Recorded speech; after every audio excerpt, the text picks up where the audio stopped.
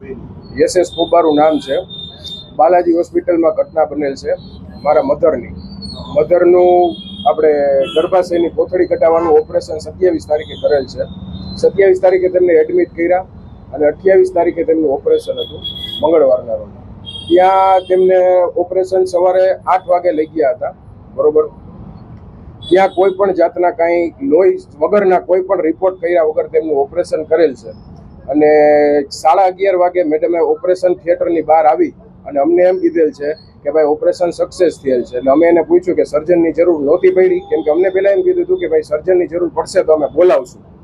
Total 70,000 રૂપિયા fee ચૂકવેલ છે. હવે એમને એમ કીધું હતું કે ભાઈ સર્જનની જરૂર પડે તો એના એક્સ્ટ્રા ચાર્જીસ થાય. એટલે અમે એમ કીધું હતું કે ભાઈ અમારી પરમિશન વગર તમે બોલાવી લેજો.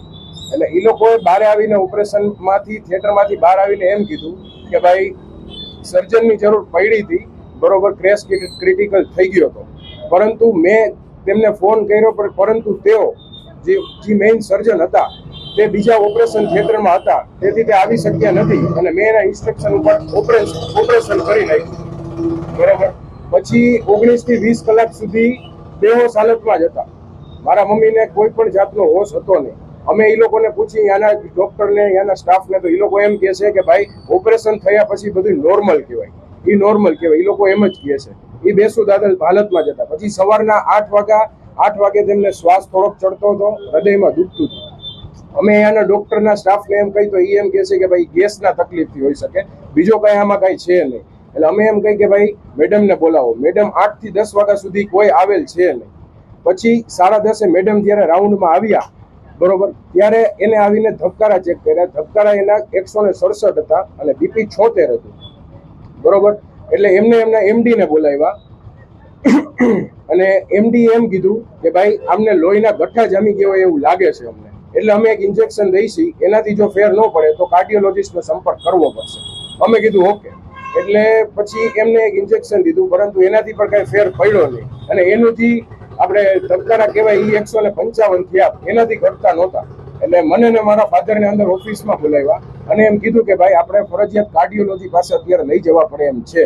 એટલે અમે કીધું કે અમે કોઈ પણ રીતે પહોંચી શકીએ તેવા માણસ નથી. તો એને એમ કીધું કે તમે પૈસાનું કોઈ પણ જાતનું ટેન્શન ન લ્યો, અમારી હોસ્પિટલ વાળા બેઠા છે, એ અમે લોકો સંભાળી લેશું. એટલે અમે કીધું ઓકે. એટલે એ લોકોએ એમ્બ્યુલન્સ બોલાવી લીધી અને લઈ ગયા ઓલિમ્પસ હોસ્પિટલમાં ડૉક્ટર મિહિર તન્ના પાસે. સાહેબ મિહિર તન્નાએ ત્યાં એમનું બધું પ્રોસિજર ચાલુ કરી અને તેમનું એન્જિયોગ્રાફી કર્યું. એન્જિયોગ્રાફીમાં મિહિર તન્ના સાહેબે એમ કીધું કે ભાઈ એના હૃદયમાં લોહીના ગઠ્ઠા જામ થઈ ગયા છે, એટલે એની પ્રોસેસ ચાલુ કરવી પડશે. એટલે ત્યાંના જે બધા બિલ હતા એ પણ એ લોકો ભરવાના હતા એવું અમને કીધું હતું. અમારી પાસે મેડિસિનનું બિલ આવ્યું 51,000 રૂપિયાનું. એ પણ એ લોકોએ કીધું કે એ તમારા બાલાજી હોસ્પિટલના જે મેઇન ડૉક્ટર સાહેબ શ્રી છે તેની સાથે વાત થઈ ગઈ છે, બરોબર. એટલે અમને કોઈ પણ જાતનો એનો 1 રૂપિયો દેવાની ના પાડી. પછી એ લોકો એન્જિયોગ્રાફી કરી અને એની પ્રોસેસ બધી ચાલુ કરી. અંદર લોહીના ગઠ્ઠા જામી ગયા હતા, એ કાઢવાનું ચાલુ કર્યું. પછી એને એમ કીધું કે અમે અડધી થી પોણી કલાકમાં એને ICUમાં રાખશું, અત્યારે થોડુંક સ્ટેબલ હોય એવું લાગે છે. મિહિર તન્ના સાહેબે એવું કીધું. પછી અમે એમ કીધું કે આનું કારણ શું હોઈ શકે, તો એ કે અમારી પાસે તો ઓલરેડી કેસ ક્રિટિકલ થઈને જ આવેલો છે બાલાજી હોસ્પિટલમાંથી. એને અમને એવું કીધું. પછી સાંજે અમે બધા એક એક કરીને મારા મધરને મળવા ગયા. થોડુંક સારું હતું, પણ ધબકારા એના નોર્મલ નહોતા થતા અને બીપી પણ નોર્મલ નહોતું થતું. પછી સાંજે 9 વાગ્યાની આસપાસ એ લોકોએ એ રીતે કીધું કે ભાઈ વેન્ટિલેટર ચડાવવું પડે એમ છે. એટલે અમે એમ કીધું કે કાંઈ વાંધો નહીં. એ લોકોએ કોઈ પણ જાતની અમારી પરમિશન લીધા વગર વેન્ટિલેટર ચડાવી દીધું, CPR એને ચાલુ કરી દીધો અને શોર્ટ ટ્રીટમેન્ટ પણ ચાલુ કરી દીધી, બરોબર. 9:30 વાગે એમના ધબકારા એકવાર બંધ થઈ ગયા અને 10 વાગે પાછા આવ્યા અને 11:20 સુધી ત્યાંના સાહેબોએ બધાએ ટ્રાય કરી, પણ ધબકારા પાછા ચાલુ થયા નહીં. એટલે બાલાજી હોસ્પિટલની બેદરકારીને લીધે મારા મધર એક્સપાયર થઈ ગયા અને અમારી પાસે અંદાજે 1.5 થી 2 લાખ રૂપિયાનું ત્યાં બિલ થયું હશે, પરંતુ અમારી પાસેથી 1 પણ રૂપિયો લેવામાં આવ્યો નથી. એટલે બાલાજી હોસ્પિટલના વાંકની લીધે થયું હોય તો જ ન માંગે ને. પોલીસને અમે A ડિવિઝને અરજી કરેલ છે, ત્યાં PI સાહેબને પણ મળેલું છે. એને પણ એમ કીધું છે કે અમે અમારી પ્રોસેસ થશે એટલી ફાસ્ટ કરશું અને PM રિપોર્ટ પણ FSLમાં ગાંધીનગર ગયો છે. ઓપરેશન કરાયું હતું ડૉક્ટર કવિતાબેન દાદાને. અમારી માંગ એટલી જ છે, કોઈ પણ જાતની પૈસાની માંગ નથી, ખાલી ન્યાય જોઈએ છે કે ભાઈ કવિતાબેન છેલ્લે સુધી હાજર પણ નથી થયા કે એમાં શું એને ઓપરેશન કર્યું. કોઈ પણ જાતનો અમે 1.5 કલાક સુધી ફોન કર્યા તો કોઈ આવેલ નથી. હા, અને હા, એને ચોખ્ખું એમ કીધું કે થોડો ક્રિટિકલ કેસ થઈ ગયો હતો ઓપરેશન વખતે, પરંતુ અને આંતરડા સાથે એની કોથળી ચોટી ગઈ હતી. એની ગર્ભાશયની કોથળી મારા મધરની આંતરડા સાથે ચોટી ગઈ હતી કે સર્જનને ફોન કર્યો પણ સર્જન આવેલ નથી કે એ બીજા ઓપરેશનમાં હતા. એટલે કે મેં એના ઇન્સ્ટ્રક્શન કહેવા મુજબ એને જેમ કહેતા કે એમ ફોનમાં ઇન્સ્ટ્રક્શન ઉપર મેં ઓપરેશન કરી નાખ્યું છે અને સક્સેસ થઈ ગયું. આપણે એક દર્દી દાખલ થયેલા હતા 27 તારીખના રોજ, ડિમ્પલબેન ધર્મેન્દ્રભાઈ પોબારુ, કે જેમને માસિકની તકલીફ હતી. એને પહેલા એક વખત બતાવવા આવેલા મહિના દિવસ પહેલા. એ સેમ પ્રોબ્લેમ માટે આપણે મેડિકેશન્સ ને બધું આપેલું હતું. પણ પેશન્ટને કમ્પ્લેનમાં રિલીવ ના થયું ને પેશન્ટ એક બે જગ્યાએ બતાવીને બી આવે. એટલે પેશન્ટને આપણે સમજાવેલું કે ભાઈ આવી રીતે છે, બરાબર, તકલીફમાં રાહત નથી થતી, તો એનો લાસ્ટ ઓપ્શન આપણે ઓપરેશન કરવાનું થશે, બરાબર. ને ઓપરેશન મતલબ બીજી જગ્યાએ જ્યાં ગયા હતા ત્યાં બી એવી જ રીતે સમજાવેલું હતું. 27 તારીખના સાંજના પેશન્ટ દાખલ થયું, 28 તારીખે આપણે ઓપરેશન કરેલું. દર્દીને આપણે કન્સેન્ટના ભાગરૂપે બધું સમજાવેલું હતું કે શું છે, શું ઓપરેશન છે, કેવી રીતે કરવાનું છે, શું શું જરૂર પડી શકે, બરાબર. ઓપરેશન 28 તારીખે કર્યું આપણે. ઓપરેશન પછી બી સગાને બધું સમજાવેલું કે ભાઈ આવી રીતે છે ઓપરેશન પછી, બરાબર. ઓપરેશન પછી દર્દીને સ્ટેબલ હતું એટલે આપણે એમને વોર્ડમાં શિફ્ટ કર્યું. વોર્ડમાં બી આપણે 2 વખત રાઉન્ડ લેવા ગયા, ત્યારે બી પેશન્ટ જોયું, પેશન્ટ કોન્શિયસ જ હતું ને એકદમ વાઇટલી સ્ટેબલ હતું. બીજે દિવસે એટલે કે 29 તારીખે અચાનક જ સવારે એમને શ્વાસ લેવામાં તકલીફ થઈ અને નાડીના ધબકારા વધવા માંડ્યા, થોડું વોમિટિંગ જેવું થયું. એટલે આપણે તરત જ સ્ટાફે મને જેમ જાણ કરી એટલે તાત્કાલિક આપણે ઉપર ગયા. જોયું તો નાડીના ધબકારા ખૂબ વધારે હતા. એટલે તરત જ આપણે ફિઝિશિયનને ઇન્ફોર્મ કર્યું. ફિઝિશિયને જોયું અને કીધું કે ભાઈ આમાં થોડુંક મતલબ કહેવાય કે થોડું કોમ્પ્લિકેશન જેવું છે. આમાં આપણને એવું લાગે છે કે લોહીનો ગઠ્ઠો ક્યાંક છાતીમાં ફસાઈ ગયો છે, એટલે કે છાતીની જે લોહીની નળીઓ હોય એમાં. એટલે આપણે આપણા તરફથી થાય એટલી ટ્રાય કરી છે. જો જરૂર લાગશે તો આપણે કાર્ડિયોલોજિસ્ટને બતાવવાનું થશે, બરાબર. આવી રીતે બધું સગાને સમજાવ્યું, આપણા તરફથી પેશન્ટને સ્ટેબલ કરી. અને તો બી જોયું કે પેશન્ટ થોડું વધારે ડિટેરેટેડ થાય છે, આપણે કાર્ડિયોલોજિસ્ટમાં શિફ્ટ કરવું જ પડશે. એટલે બને એટલું જલ્દી સગાને સમજાવી, બરાબર, કન્સેન્ટ લઈ અને પછી આપણે કાર્ડિયોલોજિસ્ટ યુનિટમાં શિફ્ટ કરવું છે. બેન, આક્ષેપ જે છે તમારી ઉપર કે ઓલિમ્પસ હોસ્પિટલમાં ખસેડવામાં આવ્યા નથી અને તેનું વિલય બાલાજી હોસ્પિટલે કર્યું, એવું શા માટે?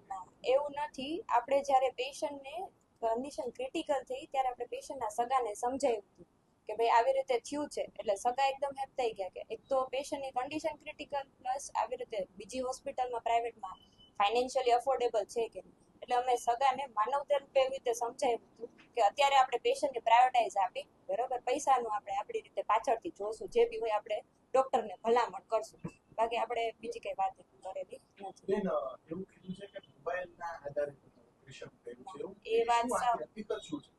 એ વાત સાવ ખોટી છે. આપણે ખાલી સગાને એવી રીતે સમજાવેલ છે કે જ્યારે ઓપરેશન પહેલા અમે કન્સેન્ટ લેતા હોય કે જો આમાં જરૂર જણાય તો અમને બીજા ડોક્ટરનો બી ઓપિનિયન લેવો પડે. ઓપરેશન સક્સેસફુલી કમ્પ્લીટ થઈ ગયું. ઓપરેશન દરમિયાન કોઈ કોલ કરવામાં આવેલો નથી અને ઓપરેશન પછી સગાને એવી રીતે સમજાવ્યું કે ઓપરેશન વ્યવસ્થિત થઈ ગયું છે, આમાં આપણને બીજી કઈ જરૂર પડી નથી. બેન, એવું પણ વાત હતી કે સર્જનને બોલાવવાના હતા પણ સર્જન આવ્યા નહોતા એટલે તમે ફોન કર્યો તો ચાલુ કરશે. એવું કઈ નથી. એ કદાચ સગાને પેલું મિસઅન્ડરસ્ટેન્ડિંગ થઈ ગઈ હશે કે આવી રીતે અમને કીધું તું ને બોલાવ્યા કે જે, તો હવે કેવી રીતે એ લોકો ઇન્ટરપ્રેટ કરવું આપણને ખબર નથી. પણ મેં તમને સમજાવ્યું એવી જ રીતે કે સગાને આપણે કન્સેન્ટના ભાગરૂપે પેલા સમજાવેલા છે અને ઈ ઓન પેપર અમે રિટર્ન બી લખેલું છે કે જે અમે પોલીસને હેન્ડઓવર કર્યું છે. અને કોઈ ઓપરેશન કરો ત્યારે એની મેડિકલ ટ્રીટમેન્ટ છે અને મેડિકલ કન્ડિશન જે જોતા હોય તો શું તમને શ્વાસની ને હૃદયની એવી બીમારી બિફોર ઓપરેશન હતી કે ઓપરેશન પછી તરત?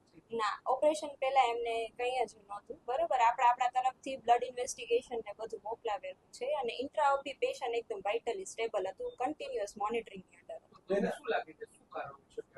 એટલે આ તો છે ને બહુ કોમન મતલબ રેરલી કન્ડિશન કહેવાય કે જે કોમન પીપલમાં બી થઈ શકે છે. એટલે આ અનપ્રેડિક્ટેબલ છે. આપણાથી એટલી જલ્દી ડાયગ્નોઝ થઈ ગયું ને આપણાથી એઝ અર્લી એઝ પોસિબલ આપણે ટ્રીટમેન્ટ કરી, આપણાથી બચાવવાના મેક્સિમમ આપણે ટ્રાય કરી કે જે થઈ શકે આપણે મેક્સિમમ આપણે ના, અમે નથી કર્યું. બાલાજી હોસ્પિટલ પરિવારનું ના ના હજી બિલ પેન્ડિંગ જ બોલે છે. ઈ બિલ પેન્ડિંગ જ બોલે છે. અમારા તરફથી એક રૂપિયો પણ ઓલિમ્પસ હોસ્પિટલને આપવામાં આવે એનેસ્થેસિયાનો ઓવરડોઝ હતો. ના, એવું કાંઈ જ નથી. પરિવારને પણ આપે છે. પરિવાર એવું accept કરે છે કે ઓપરેશન થઈ ગયું એ પછી તમારી જવાબદારી છે કે સાર સંભાળ લેવી જોઈએ એના બદલે નર્સ છે તે ટ્રીટમેન્ટ આપતા હતા. આ વાત નથી. એવું નથી. આપણે જ્યારે પેશન્ટને વોર્ડમાં શિફ્ટ કર્યું ઓપરેશન દરમિયાન જે ઓપરેશન પતી ગયું દર્દી એકદમ ભાનમાં આવી ગયું ત્યારે બી મેં દર્દીને જોયેલ છે.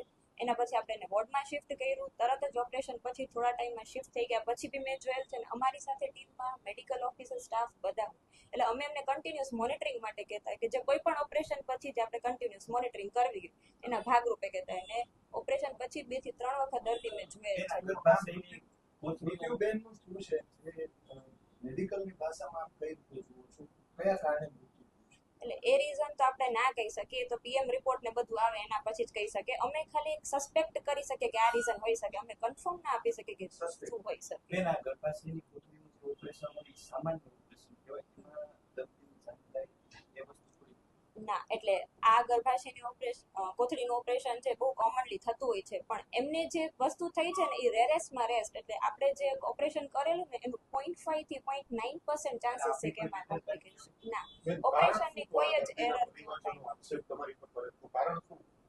હવે દર્દીને સદાય કેવી રીતે સમજવું છે આપણે તો કઈ ના કરી શકીએ. આપણે આપણા તરફથી બેસ્ટ આપેલું છે એઝ અ પ્રોસિજરના પહેલા બી વ્યવસ્થિત સમજાવેલું છે પૂરી પ્રોસિજર. છે ને એ તો હકીકત છે ને. એના માટે આપણને દુઃખ છે પણ આપણે એના કારણભૂત નથી બન્યા. બરોબર, દર્દીની બધાની તાસીર અલગ અલગ હોય. બરોબર, કોનું બોડી કેવી રીતે રિસ્પોન્ડ કરે છે આપણને નથી ખબર. પોલીસ ફરિયાદ કરવામાં આવી છે અત્યારે તમે તૈયાર છો? તમારી પર આક્ષેપ લાગ્યા છે જો ગુનો સાબિત થશે તો જેલ ભોગવવા તૈયાર છો? એટલે આપણે જે બી છે આપણે પોલીસને હેન્ડઓવર કરી દીધું છે. આગળ કોર્ટ ને પોલીસ વાળા નક્કી કરશે. આપણે આપણા તરફથી ખોટા નથી. આપણે બધા ડોક્યુમેન્ટેશન થી લઈને બધું આપણે તમે હેન્ડઓવર કીધું કરી દર્દીની તાસીર ઉપર જ તમે તો બધાને બધા રિપોર્ટ કરેલા. આ વસ્તુ જે એમને થયેલું છે એ અનપ્રેડિક્ટેબલ છે. અત્યારે કોઈને બી થઈ શકે છે. બરાબર, એના કોઈ એવું મતલબ આપણા તરફથી જ આપણા પ્રિય બધા ઇન્વેસ્ટિગેશન ને બધું કરેલું છે ને એમાં બધું બરોબર ઓપરેશન પહેલા શું પ્રોસિજર હોય છે આખે? ઓપરેશન પહેલા શું પ્રોસિજર શું હોય છે? કઈ રીતે આખું તપાસ કરવી? ઓપરેશન પહેલા આપણે શું કરતા હોય છે કે જનરલી કોઈ બી દર્દી આવે પહેલા દર્દીને શું તકલીફ છે આ તે વોટેવર જે બી છે કે આપણે પેશન્ટ ઓપરેશન નક્કી કરવાનું છે. પહેલા પેશન્ટના બધા બ્લડ ઇન્વેસ્ટિગેશન્સ જે આપણે પ્રી ઓપ બધા કરાવવાના હોય છે. પેશન્ટની કન્સેન્ટ લેવાનું હોય છે. પછી કેવા ટાઈપનું ઓપરેશન હોય એવી રીતે આપણે કરતા હોય. સપોઝ દૂરબીનથી ઓપરેશન ને બધું હોય તો પેશન્ટને ખાવા પીવાની ને જે જરૂરી સલાહ હોય એ બધું દર્દીને આપતા હોય છે. બ્લડની તમે વાત કરી તો બ્લડના ગાંઠવા કે અમને ત્યારે નથી ખબર. એ બ્લડના ગાંઠો બ્લડના એટલે કે હિમોગ્લોબિન ને એ બધું જોવાનું હોય. એ બધા રિપોર્ટ્સ એમના થયેલા છે. અમુક રિપોર્ટો એને બારે બી કરાવેલા છે અને એ રિપોર્ટો નોર્મલ હોય